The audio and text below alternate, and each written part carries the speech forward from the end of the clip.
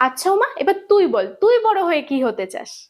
Ma'am আমি আমি তো বড় হয়ে ডাক্তার হতে চাই। আচ্ছা ঠিক আছে, ডাক্তার হয়ে মা বাবার নাম উজ্জ্বল করবি, আমাদের স্কুলের নাম উজ্জ্বল করবি, কেমন? আর জানিস তো, ডাক্তার হলে পরে কত মানুষের সেবা করা যায় আর কত নতুন জীবন দেওয়া যায়। তাই ম্যাম, তাহলে তো আমি ডাক্তারই হব।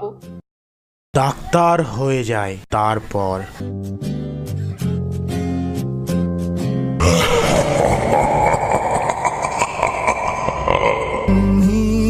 चिड़िया में